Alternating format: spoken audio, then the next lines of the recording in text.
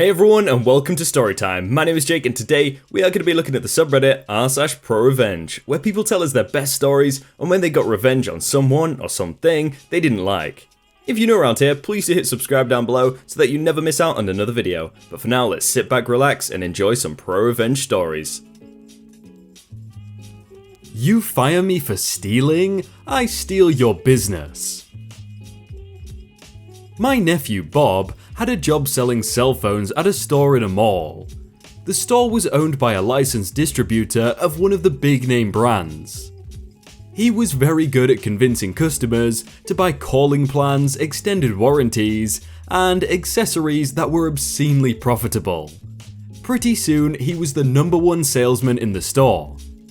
The owners asked him to transfer to their other store in a different mall, replacing the assistant manager, who they had just fired. In addition to an increase in his base pay, he'd get a cut of every sale made while he was in charge. It took him about 2 days to figure out why sales were down. Clueless sales reps and lousy management. The manager would disappear for hours at a time, leaving the sales rep to sit around ignoring customers. Most of them would show up late, leave early, or not bother coming in at all. And when they did speak to a customer, they had no idea how to make a sale. On his first day, he outsold them all. After making sure the guys on his shift were actually doing their jobs, especially when it came to selling the high profit add-ons, the store's sales improved. The store manager saw what was happening and wasn't too happy. He knew it was a matter of time before he was kicked out and Bob took his job. One day, they received a shipment of new phones. As usual, Bob signed for them and locked them in a storage closet. The next day was his day off. The manager called and insisted he come in immediately because there was a problem. Overnight, someone had broken into the store and stolen about 100 of these brand new phones. The mall security camera showed 2 people driving up to the back door, opening it with a key, shutting off the alarm, and walking out with the phones. The police were called. He was grilled by the police for a couple of hours, but they had no evidence against him, and he had an alibi. But the manager convinced the owners that Bob was probably involved since he had signed for the phones, had keys to the door and storage closet, and knew the alarm code. Bob argued that they hadn't changed the locks or code after they fired the previous assistant manager, and anyone could know about the shipment. But he was fired. Actually, they allowed him to resign, and they stiffed him on his last commission check. At the other end of the mall was a store that sold phones for one of the competing cell companies. They knew that since he had joined the other store, their sales were suffering. They hired him on the spot. Sales improved overnight. One of his favourite tricks was to stand in front of the store and wait for a customer to walk by, carrying a shopping bag from that other store. He'd chat them up about their brand new cell phone, calling plan, warranty, etc. It's amazing how much the average mall shopper is willing to share with a stranger. Then he'd tell them that they probably didn't need the extended warranty, and those accessories could be purchased at Walmart for about half the price, and he could sell them the exact same phone with a better plan for less money. If they agreed, he would walk them back to that other store and tell the clueless sales rep how to void that sale he just made, then bring the customer back to his store to pick up their new phone. It took about 3 months before that other store closed its doors. You see, I love a story like that. This Bob guy must have loved his commission job. I know there's a lot of people that hate commission jobs, and then there's people who love commission jobs, and hopefully Bob was one of those that loved it. But I want to know what happened to those 100 cell phones. Like, I'm thinking it was the person that just got fired, and he was like, you know what, screw this, I'm gonna steal all the phones, but I don't know who it was. Blackmail me, I'll mess you up. This actually isn't my story, but my aunt's. We recently had a family dinner together, and she finally told us the story of why we never meet our uncle anymore. For some backstory, my aunt is a high-functioning, high-octane unit of a woman. She's a surgeon, and has time to run marathons and play with her 2 kids. She married James when they were like 20, so she had spent a whole chunk of her life with him. She received an email a few years ago blackmailing her. It said if you don't leave your husband, I'll release your private tape that was filmed without her knowledge online. There was a screenshot of the tape in question, in which you could see her face clearly, but not her husband's. Although it was him, his face was out of shot. She said she was terrified, but when she came to her senses, she thought that it was weird they didn't ask her for money. She became suspicious of the email itself, and then she began to suspect James. She thought it was his ploy to separate from her without needing to file for divorce first. And if there was a tape filmed, he must have access to it, as she wasn't the one filming. She went through his phone to find the tape. Instead, she found out that he had been cheating on her with another woman while he was stationed in Japan. He's a Navy SEAL. She saw the texts, pictures, and eventually arrived at the part where James sent the video to the woman, who suggested they use it against my aunt in order to get her to leave him first and get custody of the kids as they claim neglect. She went berserk. She said, "Not only did I find out he was cheating, but that I had married an idiot with a mind of an undescended testicle who doesn't know basic custodial laws." She then promptly downloaded their WhatsApp chat data and did the following. For James, number 1, she immediately called her in-laws and explained the situation in graphic detail. They love her, so they begged to remain in the kid's life, granted if they financially support the kids, not her. Number 2, file for divorce and use the cheating against him. She ended up getting full custody and he didn't get visitation because, number 3, she sued him under unlawful surveillance. He went to jail for 3 months, was fired, and now has a permanent criminal record. For the woman, number 1, called the husband of the woman, explained the situation, and sent him the texts and pictures. Number 2, called into the woman's workplace and stated she had been distributing photos of herself over a secured website. She apparently was a civil servant. Not anymore. Number 3, my aunt contacted the woman's parents and explained the situation in detail, and they offered to pay for the legal bills. Number 4, she applied to a bunch of stripper clubs with the woman's information, using her work and personal email. Number 5, she put her phone number online as a call service. When she changed her phone number, my aunt found out through social media and did it again.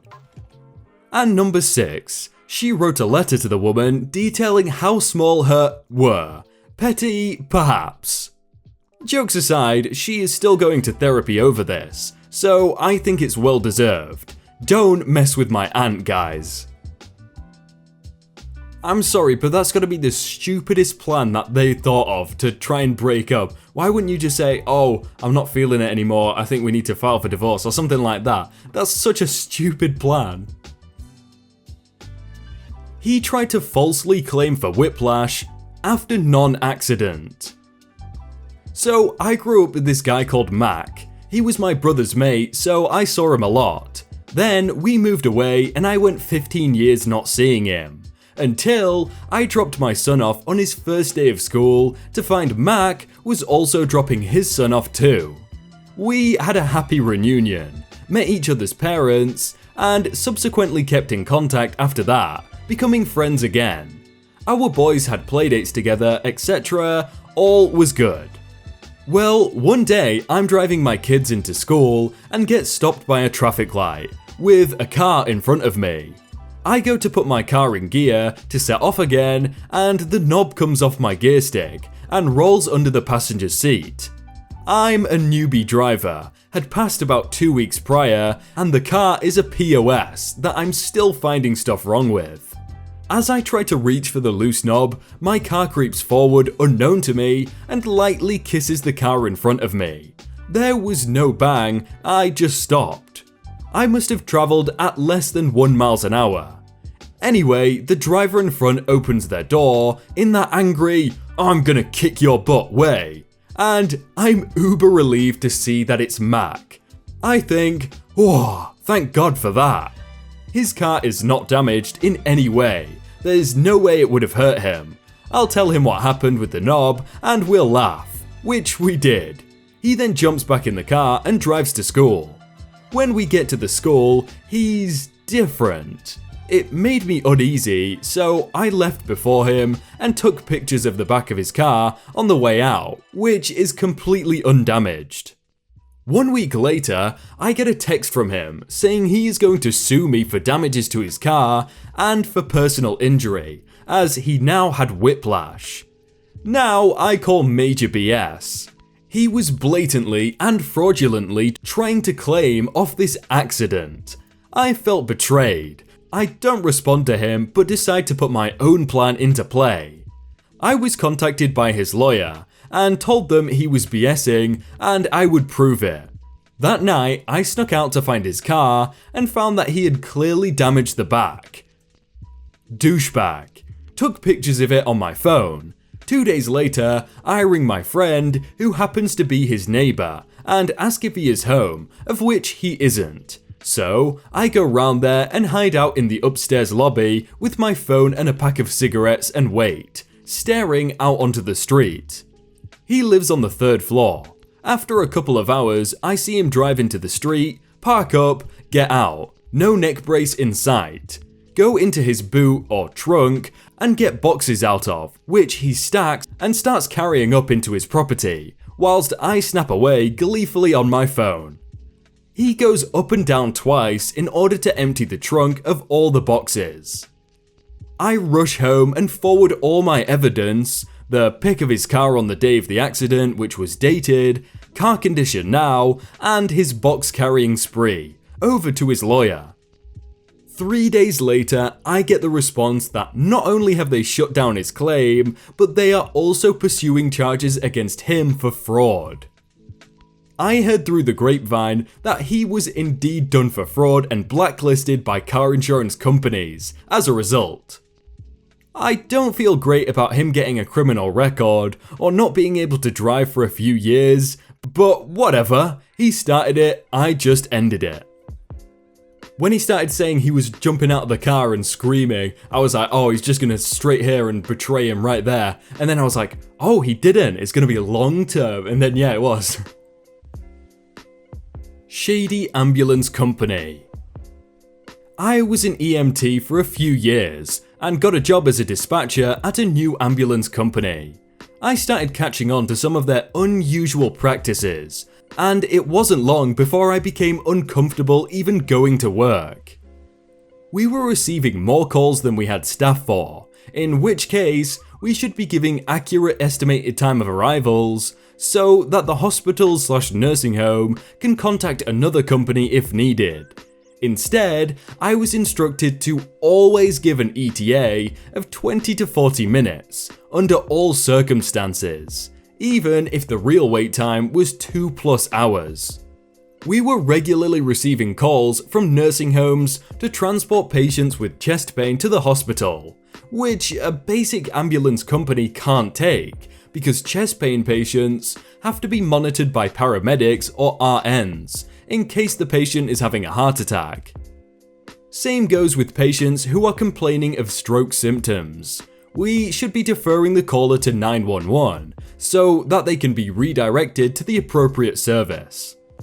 My educated guess was that the company I worked for had to deal with certain nursing homes, which were run by the same person who overlooked our ambulance company, and basic EMTs at this company were pressured into transporting critical patients that are out of their scope of practice. Whenever I worked, I deferred all chest pain and stroke system patients, and I'd give honest estimated time of arrivals, which would result in us losing calls to other companies. Anyway, I got a verbal warning from my manager to stop doing that because it was costing us business. Even after explaining my rationale, they wouldn't budge. Management kept harassing me, and I got an official write-up and suspended. The write-up states I was instructed to always give a 20 to 40 minute ETA and did not comply.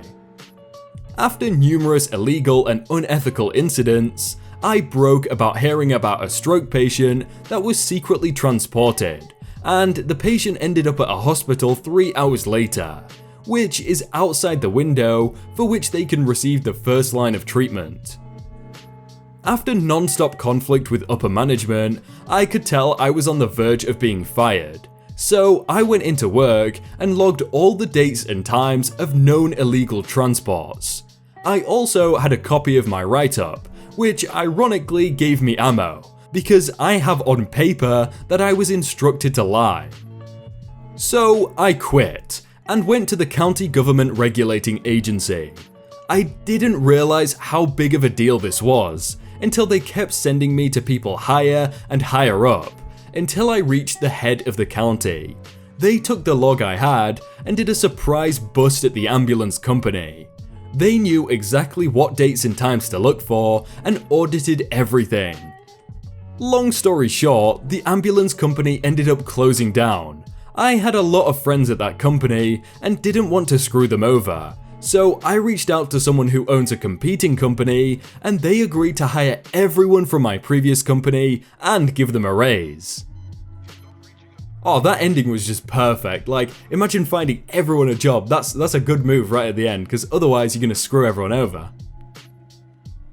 Hey everyone, I hope you all had a really good day and that you enjoyed that video. If you want to check out some other videos, then click on screen right now, or check out the playlist down below. If you enjoyed that video, then please do leave a like. And if you want to submit your own stories, then you can do so by joining the Discord in the top link in the description. But thank you so much for watching, and I will see you very soon.